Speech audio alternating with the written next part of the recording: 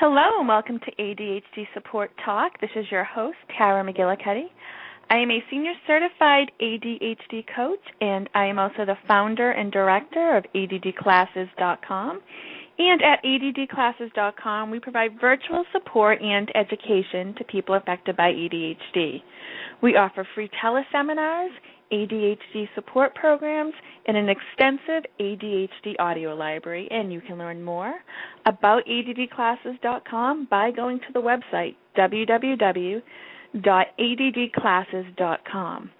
And today we are going to be talking about the effect of ADHD on the family. And our guest today is Dr. Mark Bertin. So welcome, Mark. Thank you. Welcome, everybody who's joining us. So glad you've joined us today. And before we get started talking about the effect of ADHD on the family, could you just give the listeners some brief information about yourself, who you are, and what you do to help people affected by ADHD? Sure. I am a developmental pediatrician, which for people who aren't familiar with it is a subspecialty of pediatrics working just with children who have various developmental issues or behavioral concerns and their families. I've been doing that. I was a general pediatrician first, and almost a decade ago switched over.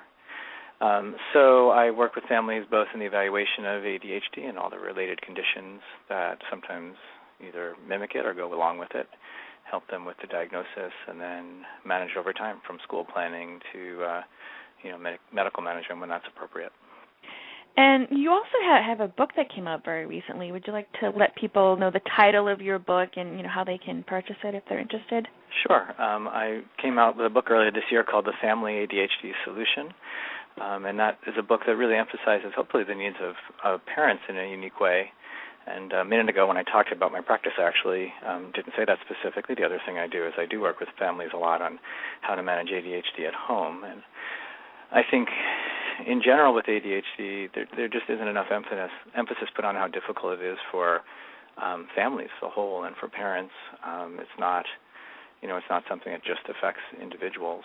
So I hoped in putting the book out to get the parents the information they need to make the choices they need to make day to day, which can be very stressful all on its own, as well as offering them a lot of tools to help manage their own stress and sort of feel more in control of things. Okay. And what are some of the things that you've found in your practice and the work that you've done? What are some of the ways that ADHD does negatively impact the family? I think there's several different ways to look at it.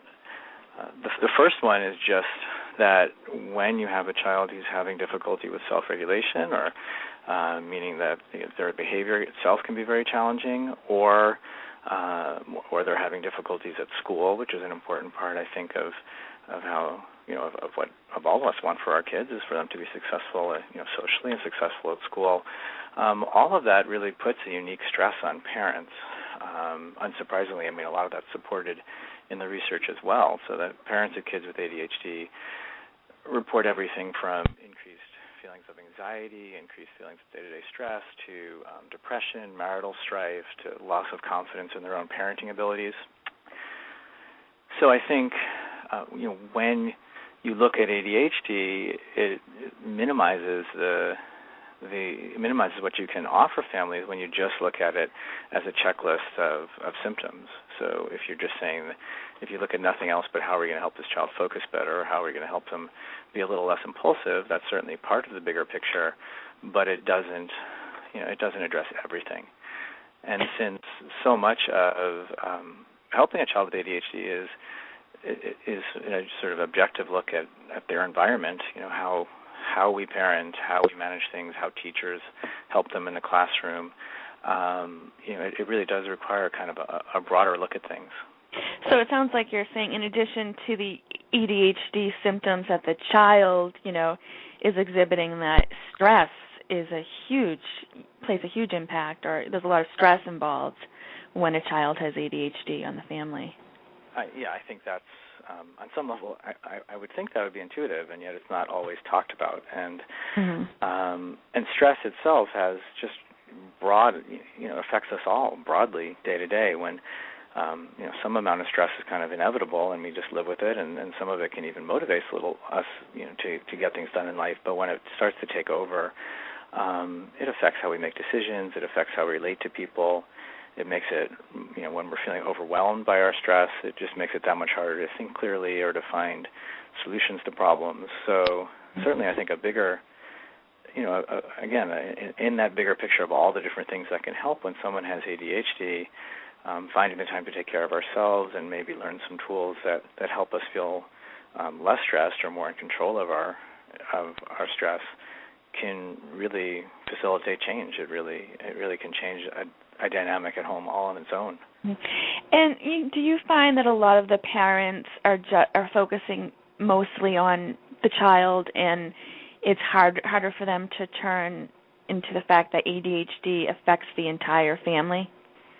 I think parents often know that. I don't think it's that they don't recognize it on some level. But I think in the intensity of any given moment or stretch of time, it can kind of get lost in the discussion. I think the plan can often, and sometimes in the short run, sometimes it does need to be a plan that's very focused on helping a child, maybe a child is misbehaving. You need to try to get some behavior under control, and it's not denying that that's important too. It's just that I think it's in all of all of us want our kids to be happy, so it's sort of often is easy to just keep, putting our kids first continually without really protecting even a small amount of times for ourselves. So it's not, it's not that our kids don't come first in so many different ways. They certainly do, but it's recognizing that even as parents, we sometimes have limits, and sometimes taking the time to do what we need to do to maintain our own strength can really affect our kids. So, and some of the things, in the book specifically, I work with a program called Mindfulness. I sort of follow the model of a program called Mindfulness-Based Stress Reduction, which is a program that I only started using after several years of practicing it myself when the science really caught up. There's now about 30 years of research showing its benefits. And so part of the book about sort of the way the book is laid out, sort of the first and last third talk about evidence-based ADHD care and hopefully in a way that's fairly accessible, just sort of making the science of ADHD understandable, because I think once you really understand it, it makes a lot of parenting decisions a lot simpler. And then there's a middle part of the book that really focuses on just the stress management part of things, and how if we can just take a few minutes, not even a huge amount of time every day, to let ourselves settle down and to get out of the sort of mental stress and chaos of any given day, it can really affect how we feel. It can really affect our own well-being, and I think it can benefit our kids too. And I think the science of it is particularly fascinating also, because really in parallel to this program that's been around a long time, and a lot of people say that it's very helpful, there's been as I said, sort of an explosion of research sort of backing up its benefits. Yeah, I know. I've been hearing a lot about mindfulness over the years, and for our listeners who may not be familiar with what mindfulness is, can you explain that a bit? Sure. Mindfulness is based on it's sort of a program that's based on some Eastern practices of meditation, and it's Eastern practices of how to really about how to focus our attention and how to break some mental habits that we have.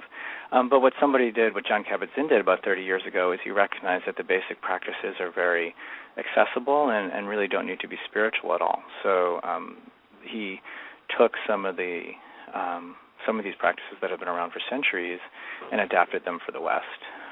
And really, what I find that's really enjoyable about it is it's a lot of common sense practice on some level. So some of it is just taking the time to slow down, to pause, to as a practice, just like we would weightlift, build cognitive skills that help us feel on top of things and feel more grounded in life.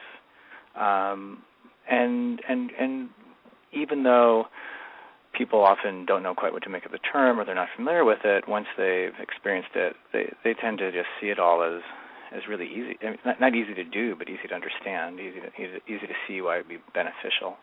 So for parents, it's working often a lot with being a little less reactive or being a little more aware of when we're just falling back on habits, even though they're not the most useful habits, sometimes moment to moment, and then just finding the space every day to give ourselves a break and to take the time we do, like I said earlier, take the time we need a little bit to keep ourselves together. Can you give an example of how a parent, might use mindfulness when they're having a challenge with their ADHD child? I absolutely can. Although on one level, I should say that some of these things are kind of more like things you practice day to day, so that it just kind of falls over into day-to-day life. I mean, one of the analogies we often use is you build these sort of skills of focused attention so that when challenges come up during the day, it happens naturally. So, but I think I'm a little off. I don't think I explained that so well, but I'll just kind of jump in. I think one of the simplest things, like I said, one of the people often connect with is the concept of being a little less, of practicing being a little less reactive. On some level, it's sort of practicing day to day the skill of counting 10, which I think is where it becomes common sense. I mean, we've all been told over the years that when you start feeling like you're going to just react to something, if you get angry, you might pause. And sometimes that's easy, and sometimes that's not so easy. What turns out to be possible is that if you practice it every day, it becomes easier. So that in any particular family dynamic, sometimes if you pause, if you practice taking that break, you can sometimes choose a different response. So in one of the classes that happened recently, a parent came in just thrilled because they had figured out the solution to the problem of their 12-year-old who never, ever, ever cleaned his room. And they had been fighting over it continually for years because every plan she tried would just fall apart, and he was becoming a pre-adolescent, so he had his own reactivity going on. And she said, I went past his room the other day, and I was about to yell at him again because everything was on the floor, and I stopped, and I took a few breaths, and I realized that it just didn't matter right now if there were things all over his floor. I was just going to let him live that way. And she said, I just left it alone, and after 2 or 3 days, he got really frustrated because his room was becoming a complete disaster, and I realized, and she said that she had realized how often she was taking care of things for him, and over the course of about a week or two, he suddenly came to her and asked her to help clean up, and then over the course of a few weeks after that, they were able to come up with, he asked her for a plan to sort of how he could keep up with his room, and I'm still in touch with that family, and I know over the last couple of years, those sorts of fights have just dissipated. But the change all started when she was able to just pause for a moment and look at this, habitual way of dealing with things she'd been doing for several years, and in stopping herself, instead of getting into another battle or wrestling match, she was able to see something else she could try. And that is a great example of how she was practicing it before, and when a challenge came up that, in the past she may have started yelling and screaming or something on that idea, she was able to slow her brain down because she'd been practicing it and, found a solution that sounds like really works, and it's going to work with other things, with the child and the family. I think it can work throughout life, even in just day-to-day conflict. I think one of the things that I think is most challenging as a parent, especially when you have a child who's very, can be reactive or angry or just, quick to upset, is that it's easy to engage them back, because we get triggered too, and it's hard without the practice of that skill of pausing to just recognize that our reactions are either sometimes escalating the situation a little bit, or at least not particularly productive. We're not really modeling a particularly skillful way of dealing with a challenging situation. So I think once you start practicing it does begin to just affect things. It becomes more of the habit, and day to day it begins to change how we're we're dealing with things. And it's also important to know it doesn't necessarily fundamentally change who we are. It's not a tool that's supposed to take us anywhere in particular or change the fact that we're sarcastic or live a particular way. It's just a tool set to have.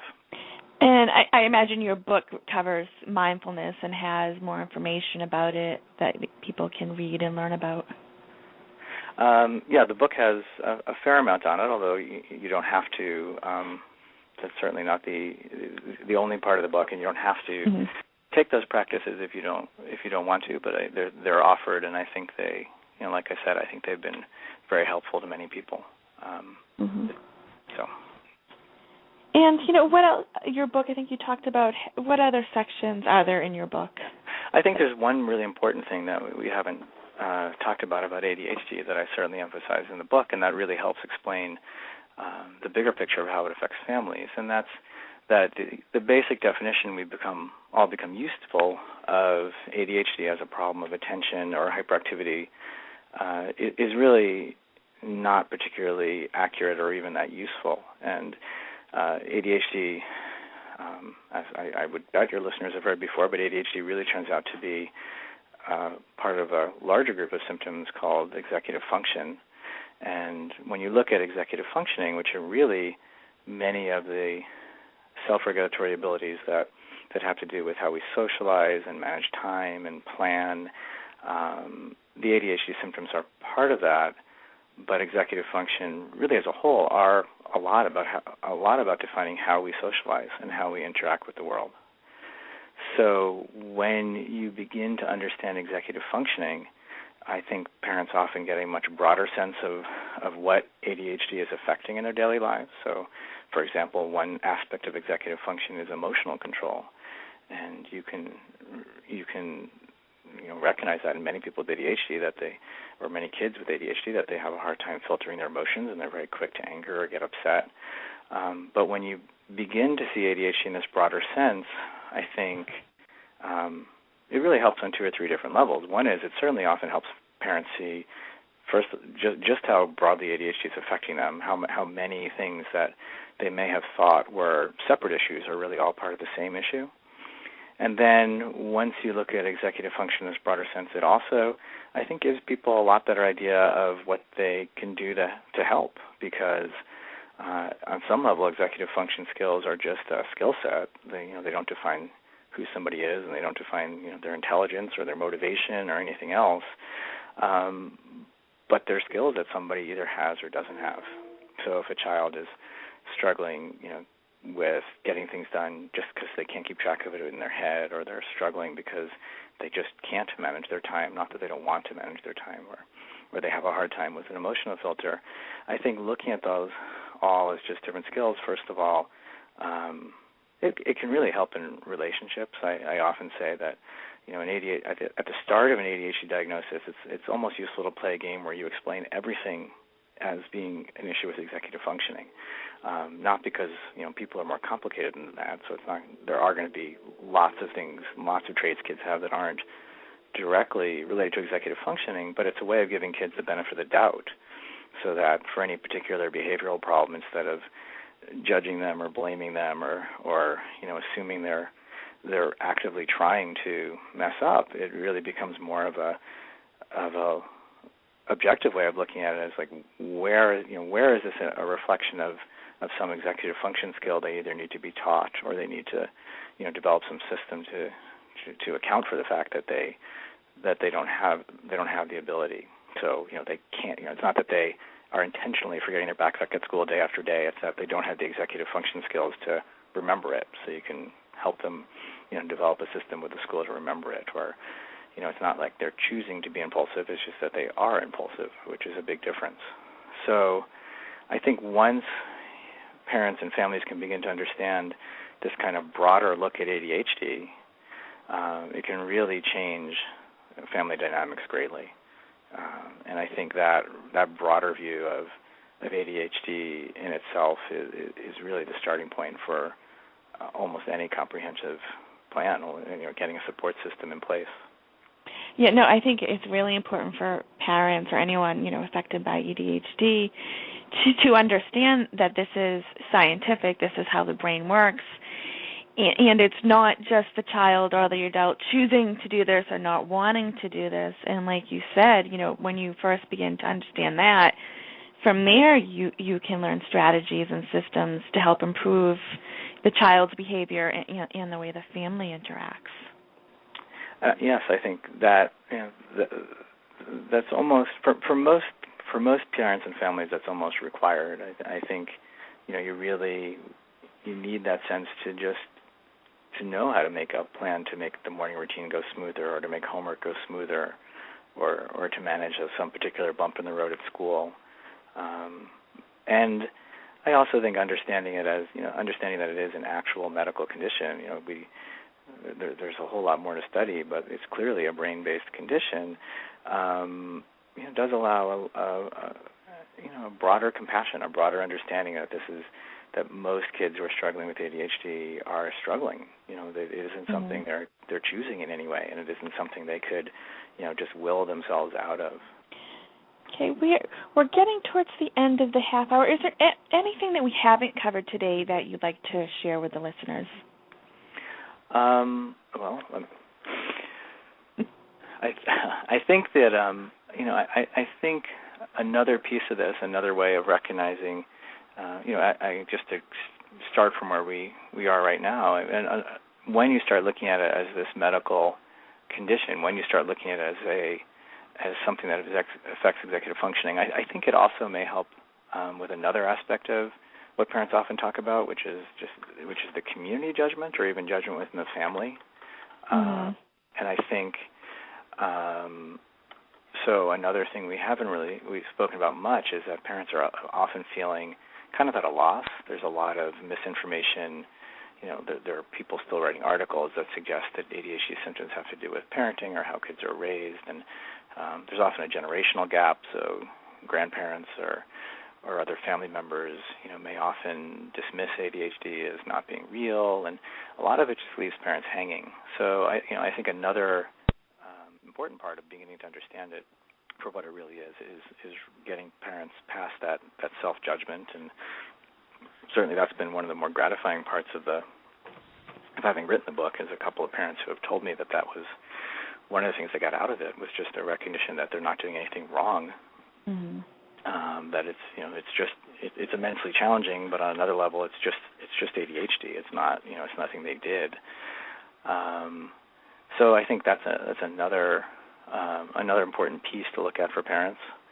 And then to kind of go in a different direction, I think when you begin to understand ADHD more as a chronic medical condition, it does allow it can simplify a lot of decision making. Not so much in terms of making the decisions less emotionally wrought or less challenging, but just understanding directions you need to go. So it's hard to do in a short amount of time, but you can apply that to almost any aspect that might be useful. So you can sort of start from the supposition that because this child has executive function issues, what sort of home environment is going to be most useful. So you might emphasize routines more than you might emphasize otherwise, or you might look at how limits are being set, or you might reach out to a psychologist because behavior management is just too challenging without concern. Some people sometimes don't want to do that.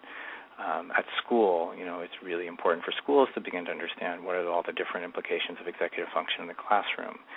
When it comes to medical decisions, which are, I'm sure you've had people come in and speak about those, that's a whole, often very weighted discussion. And then again, on a basic level, when you talk about medications for ADHD, the model we're following is a medical model there. I mean, we know there are brain-based differences when people have ADHD, and on the one hand, you never want to use medications for any part of medical care and for anything if you don't need to. And on the other hand, as you're making decisions about medication for ADHD, there can be a recognition that these symptoms are coming up because of biochemical reasons, and that in itself is sometimes hard to see with ADHD, but the symptoms seem kind of abstract or emotional or behavioral, but they have a biochemical underpinning. So as you start from this model of what is ADHD, where does it come from, what aspects of life does it affect, and what's the underlying cause of these symptoms, I think it can really help inform decision making in any part of life where issues come up. Yeah, I mean, education, I think it's key when you have ADHD or your child has ADHD. Being educated from the right resources, not making sure you read a book by a doctor that understands ADHD, or you're going to the right resources, because I think, like you brought up before, a lot of people give their opinions on ADHD. Parents, hear from people who don't understand ADHD, so it's really important that parents get educated and learn the right information about ADHD so they can move forward and, make the choices and develop a plan to help their children and their family. Absolutely. I mean, I think that's parents often lose, months or years of, of issues just perpetuating themselves just because they've started off down the wrong path. And there's no one way to do things, but like you're saying, I think the most important starting point is making sure the information you have is, accurate and that you understand it, that it's presented in a way that makes sense. Because there is so much information out there, and your book, there's a lot of research on it. It's research-based. I think that's great for parents to have, research behind it, not just someone who's just writing a book to, say, okay, this is how you cure ADHD, which may or may not be truthful. But, friends, like what you're saying is, you've done research, it's in the book, and it's really important that, parents have the right tools and information to get help for their family and their children. Yes, I completely agree, and I think that was my goal for the book was to only present things that have evidence behind them. I mean, to make the science very accessible, but to really just present things that have present things that have some basis to them. And Dr. Bertin, do you have a website if people would like to learn more about you? Absolutely. My website is www.developmentaldoctor.com, and there's information about my practice and about the book. And I think, just like we're saying, the other thing I have there that I hope is useful is just a list of resources that have fairly accurate and useful information. So from my website, you can get to a lot of other websites with good ADHD information and other books and things like that. And the name of your book, again, is The Family ADHD Solution? The full title is The Family ADHD Solution, a scientific approach to maximizing your child's attention and minimizing parental stress. And it's available pretty much, Amazon, Barnes & Noble, and IndieBound, and anywhere else online. Okay. And I want to thank you for being our guest today, and just also to mention to the listeners that Dr. Bertin will be giving a free teleseminar later this summer at addclasses.com, which will give more tools and information about the ADHD and the family. And I want to thanks again, everyone, for listening. Thanks again, Dr. Bertin, and have a great afternoon, everyone. Good.